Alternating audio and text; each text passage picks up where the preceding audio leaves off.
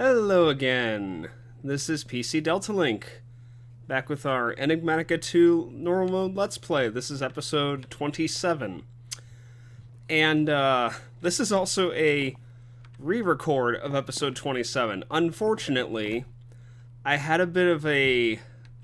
I don't know exactly what happened yet, but some of my video files ended up getting corrupted. I lost episode 27, I lost episode 28 of this playthrough. I lost most of the bonus content I'd recorded on Resident Evil 4 so far. I lost the entire last few episodes of the campaign on Resident Evil 4.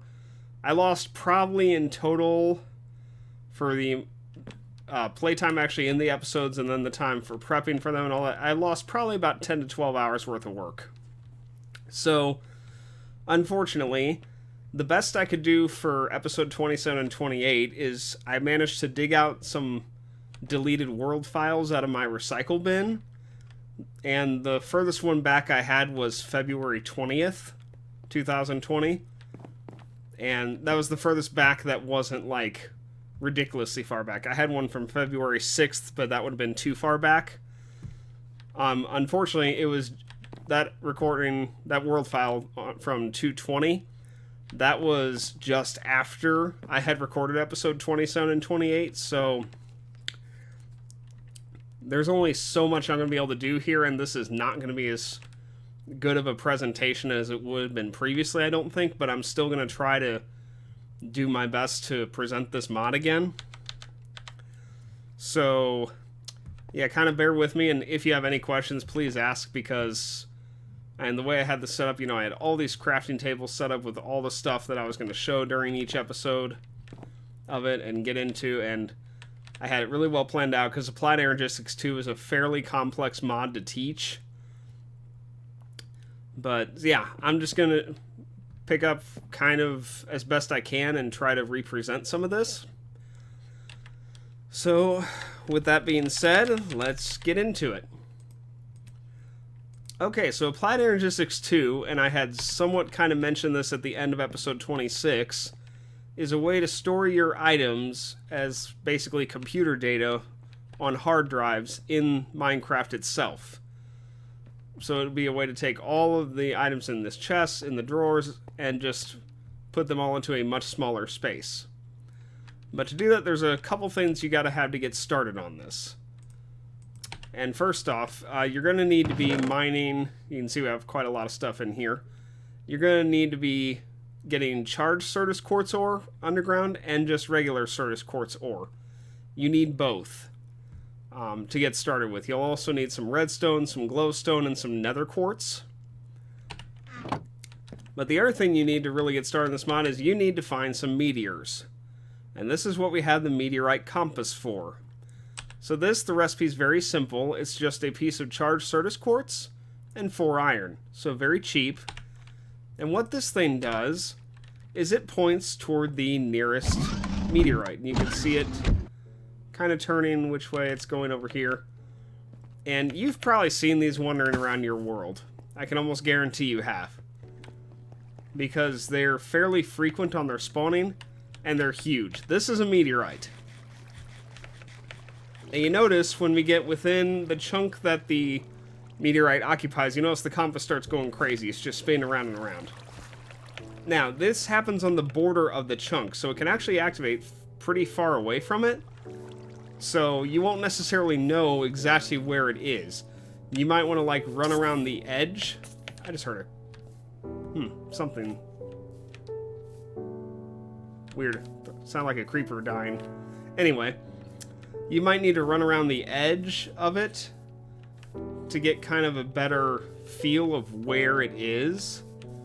And then as you get closer, you can kind of... Yeah, you can kind of know that, oh, okay, we're getting close to it, and then just move around. So what you're looking for, and I've kind of already dug into the middle of this one, but I can still kind of show it to you, is you just get up to the top, dig either in the middle or close to the middle. You're looking for this, a skystone chest. And the skystone chest, and again, it's already emptied, it will have inscriber plates, which I will show you those in just a moment. But that is what you're after when you dig into these meteorites. And grab a bit of the sky stone while you're here. Just mine it out and take it with you. Probably half a stack, maybe a full stack, and it's really not hard to get with a hammer or just a good pickaxe. So you'll need some of that. I'm going to teleport back to the base real quick. And also, while I'm thinking about it, I need to look at this. Okay, good. So that's one thing that you're going to need. I also could use some food. And these inscriber plates, here they are. There is 4 different ones. There is a silicon, an engineering, a calculation, and a logic. You will need all 4 of these, so you'll have to hunt for meteorites until you get all 4. What is in each meteorite is random. Usually it's 2 to 3 different plates, so you'll probably end up with some duplicates. The other thing I'm going to show, and it's actually nightfall, so I'm going to have to wait a sec. But the other thing is, these meteoroids can spawn underground. They're much more common above ground, or at least they're much easier to find, like the one we have over there. So those are super easy to get a hold of and find very quickly. But anything underground, you've probably walked over there or past them and didn't even know it. And that you would just find by running around, and if your compass starts going crazy, but you don't see one on the surface, that means it's underground. And I'm going to take you to one now. Now it's daylight again, so let me find it. It was a bit of a walk to find this. Let me see here. Here we go. This is it. Not that one, though. So you see we had a meteorite there, which I believe we dug this one out already. Let me look. No, we actually did not. So, okay, we can do this. Oh, here it is.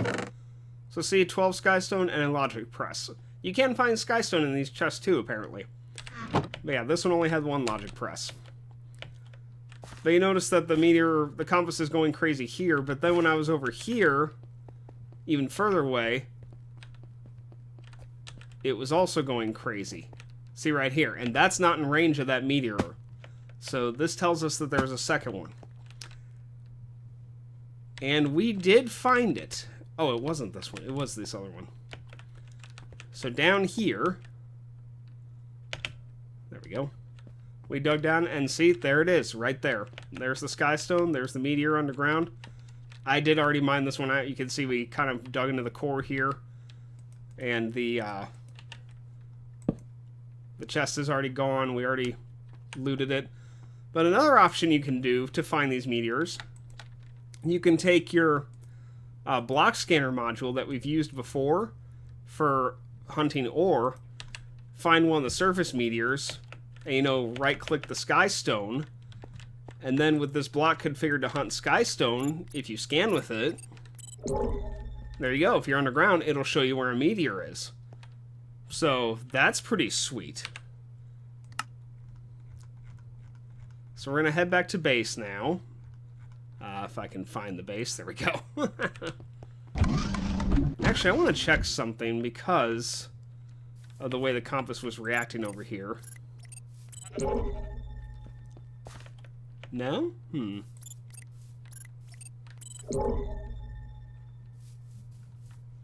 No, I guess not. Okay. Alright. I thought maybe there was a second one near here, actually. But I guess there isn't. Unless it's too deep for us to detect from here. Okay, but anyway, yeah. So, just hunt around for meteors until you get all 4 of those inscriber presses. Because you do need all 4. So we're going to go ahead and take all 4.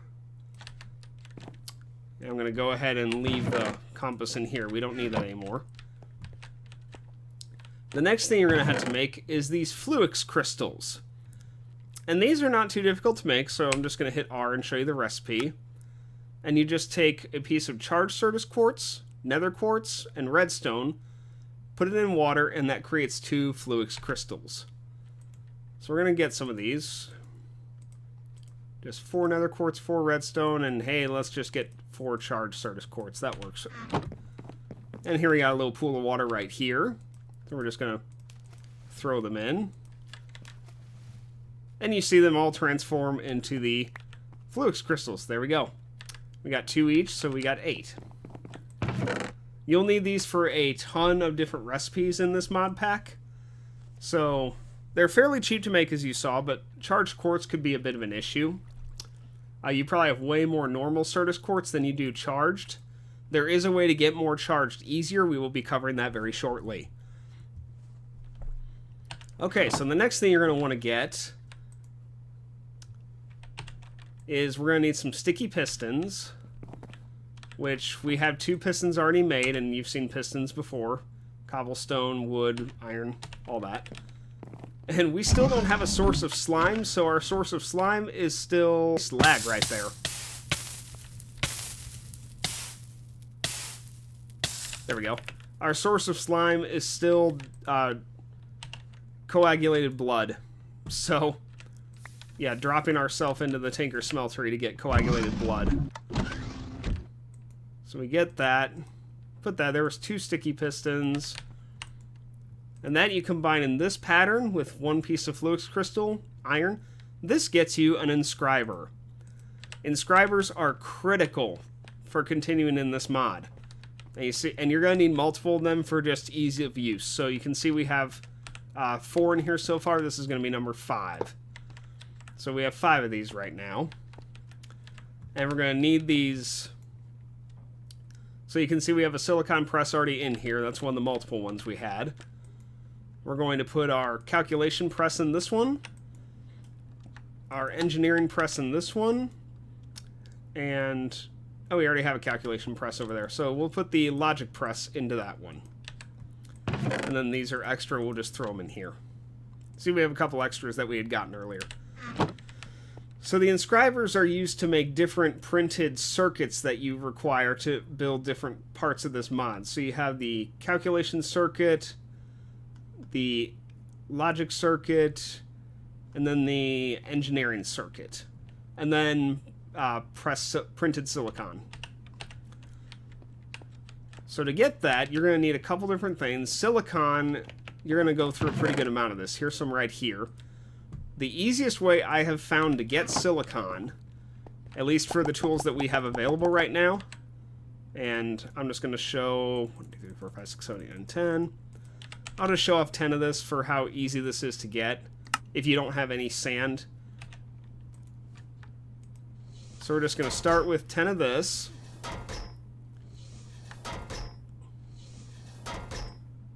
And then throw the gravel back in here to get sand again. And then you can throw the sand back in here, and this gets you 100% chance for silicon.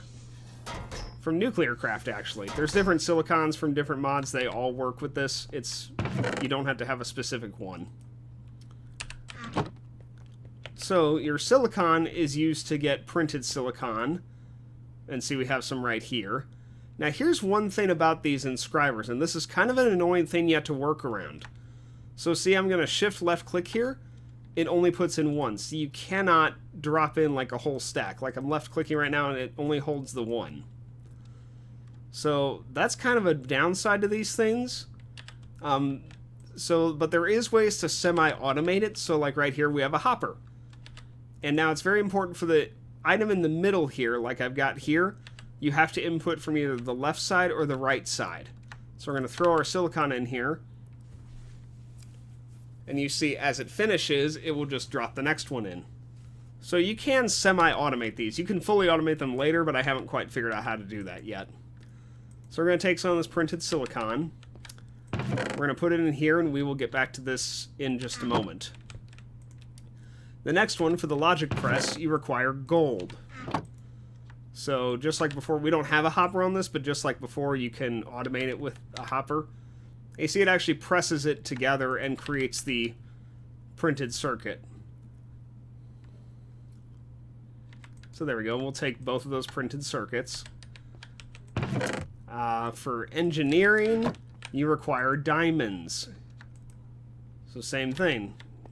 Got these in here. And they just get crushed into their appropriate circuit.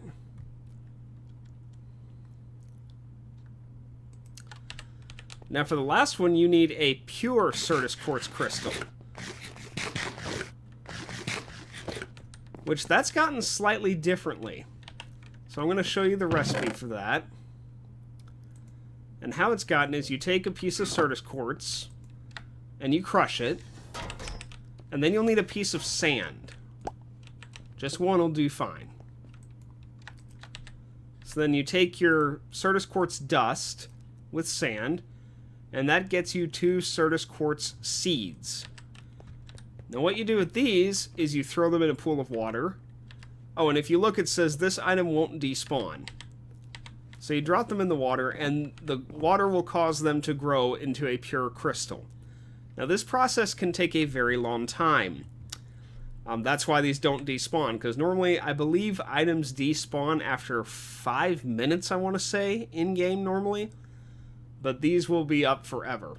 So this does take a while, though. It normally can take around, I want to say, 20 to 30 minutes like this.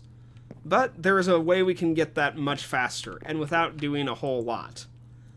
Here we have what is known as a crystal growth accelerator. And I'm also going to need to explain this while we're... See, I have this kind of set up to try and hopefully list this out. Since, like I said, we're redoing this since we got... Our footage was lost and corrupted and all that good stuff. So... Alright, so we're going to start with the crystal growth accelerators. So this is just some iron, some... Okay, we'll get into the cable. We're going to start with this quartz glass. You're going to need a fair amount of quartz glass as well from this mod. And this isn't too expensive. You can either use nether quartz dust or Certus quartz dust with 4 glass.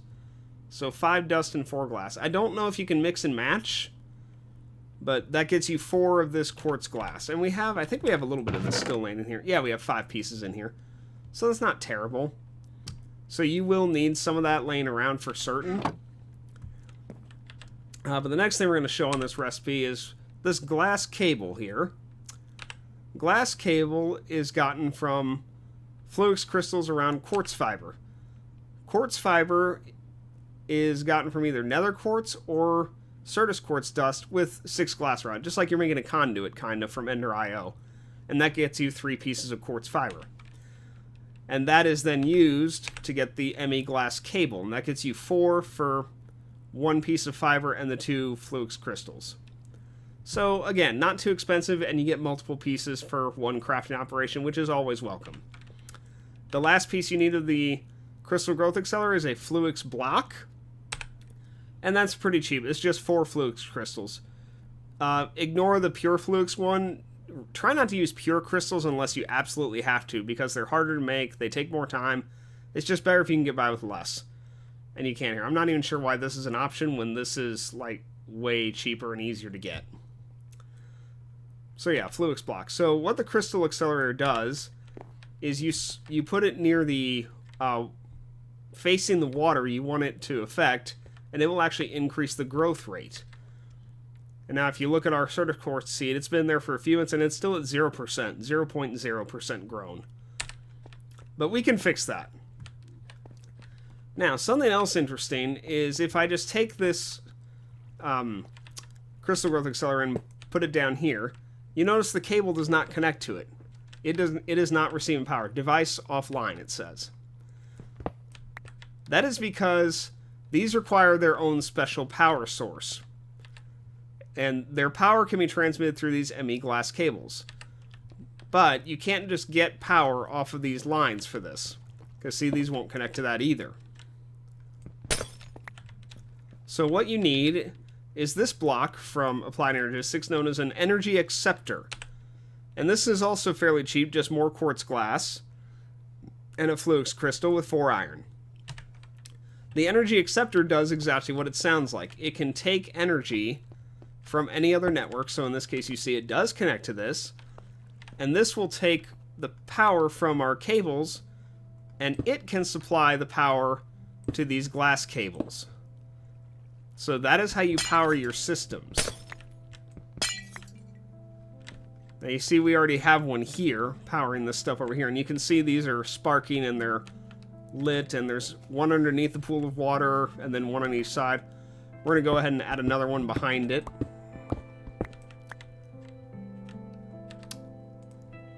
Now here's something to note as well, and I'm going to demonstrate this when I place this.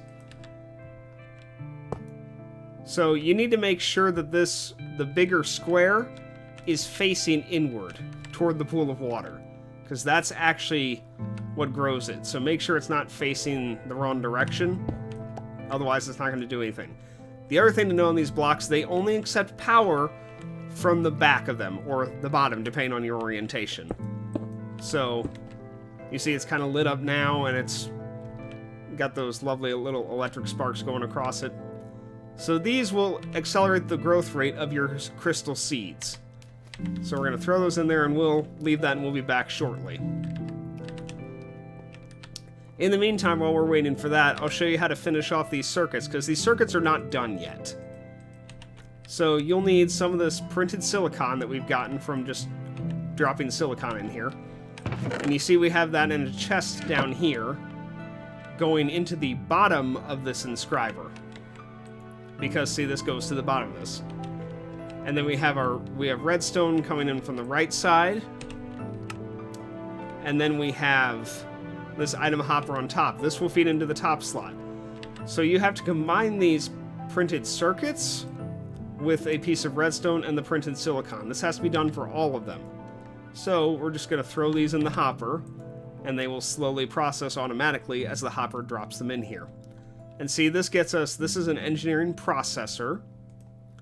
And you see all our items nicely respawned and populated back in here again. And so see, it is creating, now we're going to have logic processors. So there's a logic processor. And this will get us a second logic processor. And there we go. I think that was all that was there. Yeah, okay. Let's check the crystals. Oh, they're really close. See, 98% grown. So this won't take long at all. Oh, and we got them. So see, pure Certus quartz crystal, 2 of them. So this, let me find our, here it is, calculation press. So these are used in the calculation press, in the inscriber, and this gets you printed calculation circuits. So we'll take both of those, put them in this hopper up here to drop them in here once again. And again, you can also see these fully compress into the circuit, just like that. So there's our calculation processor, and we'll get a second one here. Okay, there we go. And these are used in multiple different recipes in this mod. You will need a fair amount of these, especially logic processors. The last thing I'm going to show you before we move on here is this is a charger. And this is gotten from 5 iron and 2 flux crystals. Very cheap recipe. But what this does, and I can actually hook this up to any basic power. It doesn't need to be on these glass cables. It can just hook directly up to power, just like this. And, well, if I place it right, it can. There we go. See the cables going into it, and it is powered. What this does is this takes your normal Certus quartz crystals. We'll just grab a couple here to demonstrate. And you simply right-click them in here. And you see, it charges them. So now we have a charged crystal. And it doesn't take long. It's just a slight texture change. Let's see if we can even see it. Right there. It's done. So, and I don't know if you could automate this. You probably could. I'm sure you probably could with the right items. And it would not be too difficult to do so. But I don't think it's really necessary. This is just a way to get charged Certus quartz if you don't have any. Or if you need some and you have a surplus of regular Certus quartz, but not a lot of charged Certus quartz. So, it's not too bad to get. It's fairly easy. So, alright, let's see what's next here. So we have our pure crystal. You can get pure flux crystals as well. And that's similar to how we got the pure Certus quartz crystals. You simply grind one down into flux dust, just like we had Certus dust. And take your piece of sand. And combine it.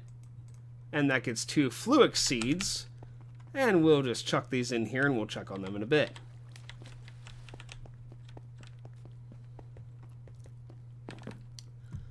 So the next step you're going to need is we're going to make what is called an ME drive. And this is, see, we need some of our engineering processors here. 4 iron, 2 of these glass cable, and then 2 engineering processors, sorry, gets you an ME drive. This is sort of, for lack of a better word, the item that holds your hard drives. You see we have one here already. And you see it's got 10 slots in here to hold different hard drives. So I'm just going to throw this in here for now because I really don't need it at the moment. In our hard drives, we have a couple made that we already created, so I'm going to show these to you. These are fairly complicated recipes, and they have a lot of steps to them. So you go from a 1K size cell to a 4K, a 16K, up to a 64K. We made 2 16Ks and 4 4Ks. And here's kind of why. So to make the 1K storage cell, you need this 1K storage component. This is made from 4 Certus quartz, 4 redstone, and a logic processor. So you can already see this is a little weighty of a recipe, and it takes time because you have to create the processor. However, then it gets more complicated because if you want a 4K storage cell, you have to get a 4K storage component, which is made from 3 of these, and a calculation processor, and a piece of quartz glass and redstone. And then a 16K takes 3 4K. So you can already see very quickly how this can add up extremely fast on how many of these 1K storage components you need. So once you have the storage component you need, you either had to build this storage housing around it, which is right here, like they have here, 2 quartz glass, redstone, iron, or you can build this separately without the storage component and just get an empty storage housing, and then that can be simply combined with the storage component. So they're basically the same recipe, just one is slightly different, but it's the exact same materials. So this is why we did not go up to a 64K, which is one of the larger ones, is because it was just ridiculous. I mean, that's 3 16Ks, which is 3 4Ks, which is 3... I mean, there's just so many of those storage components you'd have to make for that. It would add up extremely fast. But each of these holds a different amount of bytes. So you can see this holds 1024, 4096, 16384, and you see they say 0 of 63 types. These can hold up to 63 different items on them. So we're going to put this 16K cell in here. And you see it actually shows it on this drive now. It's got a little green light on it showing that it's active. This is powered from this network over here. And so yeah, this shows that we have our storage cell in here. It's powered. And now, the last thing we're going to do for this episode is I'm going to show you how to get items onto this drive and how to access them. So, we're going to take what's known as a cardboard box, because we're going to need this. And I am actually going to need this treasure chest. What the cardboard box does, this is an item from Mechanism, and it's made from any sawdust. The easiest one I had access to is from Thermal Foundation. You can just take a piece of wood, any logs, any planks, and grind them. Yeah, see, any wood here. And you can get 8 sawdust from just one piece of wood. And we already have our pulverizer sitting over there. And this creates the cardboard box when it's just put in a 2x2 shape. What this does is this lets you transport items but keep their contents. So like normally, we're just going to throw this skystone in here. Normally you break a chest and see the skystone pops out. So the contents of the chest are dropped when the chest breaks. But now, we're going to take our cardboard box, we're going to right click the chest, and then just hold left and break it like you would a normal block. And you see now it's in our hand. If you look at it, it says block data yes, block diamond chest. So now if we come over here, you can right click to place it and then shift right click to get the cardboard box off. And see it drops over here. And then if we open this, see our skystone is still in it. It's a way to move treasure chests without losing what's in them. So this is extremely helpful, especially for what we're about to do. And this is also the reason we need this system so much to store item data, because We have our drills set up over here, and you can see we actually have more drills now. We made a second tier 1 miner drill, and we got a void resource miner. So these are merely creating tons and tons of stuff for us. We already have a good amount of mica that we had talked about that we needed, and some other stuff we don't care about. Mica is the only reason we have this. But we have this chest, which you can see is gathering a lot of resources already. And we have over a stack of litherite. We have some of the erodium crystals for the tier 2 miner we need. But then we have this one, which has been running longer. And this is just ridiculous. I mean, just look at how much stuff is in here. So what we're going to do, we're going to take our cardboard box. Take that with us. We'll leave this diamond chest here, so that it can keep mine in the meantime, and it'll just throw whatever it picks up in here, like that nether quartz it just got. And we're going to warp back to our base. Okay, we're going to come in here, like so. And now we have all of our mining drops right here. So now, in order to get items onto this little storage cell, we're going to need what's known as an import bus. And I'm going to come over here and show you the recipe. So this is an import bus. This is made from a sticky piston, iron, and this thing called an annihilation core.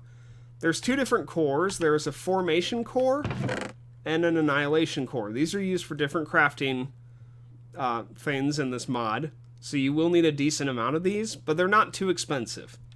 So an annihilation core is just nether quartz, fluix dust, and a logic processor. And that gets you 2 of them, so it's not awful. The formation core is the same thing, the logic processor, the fluix dust, with a certus quartz. So, and again, you get 2 of them. So not terribly expensive, but you will need that to create the import bus. And the import bus, this will pull items from whatever it's attached to, in this case the chest, and this will pull it into the network. So I'm going to place this cable down, and you see it's connected. It says device online, and if you look here, it is taking the items, and it actually picks up decently rapidly, but this is going to take a while. So we're going to craft what's known as an acceleration card to speed this up a bit. So these are kind of expensive. So you see this is made from iron, these calculation processors, redstone, and 2 diamonds each. And this gets you 2 advanced cards. These we can combine with fluix dust, or fluix crystals, sorry. This gets you acceleration cards. So we'll take 3 of those, and we'll go ahead and take all 4, sure. And so you can see kind of where we're at, but we can speed this up. So you right-click the import bus, and you can see it's got 4 slots over here for cards. We're just going to shift-click those in there, and then look at that. Just super quick on how fast it pulls things into here. Okay, so now if you look at this, it shows we have used a quarter of the bytes. We've used 4787 of the 16K bytes, and we have 34 different types of items on here. So, what we can do with these items, how to access it, how to interact with them, we will get to in the next episode, because we are already a little over our time limit for now. So, I hope this has helped you all. I know this, oh my gosh, I still can't believe I lost all that footage, and it was just so much work that was basically like it never happened by the time this all finished. So, that's going to be it for today. So, I will see you all next time. I will have episode 28 uploaded very soon. I'm not going to really wait long once I get these recorded, because I know this is such a critical mod. It's a very important one to have because of how much it optimizes your storage systems. And so I know you all are, those of you who do need the tutorial, you're going to want the next part fairly quickly. So I will have them, I'll probably even upload them on the same day. So, yeah, and again, I'm sorry that I lost the footage from the previous recordings of this. I will try to find some ways to avoid that in the future. I'm going to have more backups than I had. I thought the file was fine that I did have on my backup portable hard drive. Apparently it wasn't. It was apparently corrupted somehow. So, yeah, I'm going to try to find ways to not run into that problem anymore. But in the meantime, that's going to be it for this episode, and I will see you all later for the next one, and you all have a good day. Any questions you have on this mod, because I know it is a complex one, feel free to leave me a comment and ask any questions you may have about it. So thank you all very much.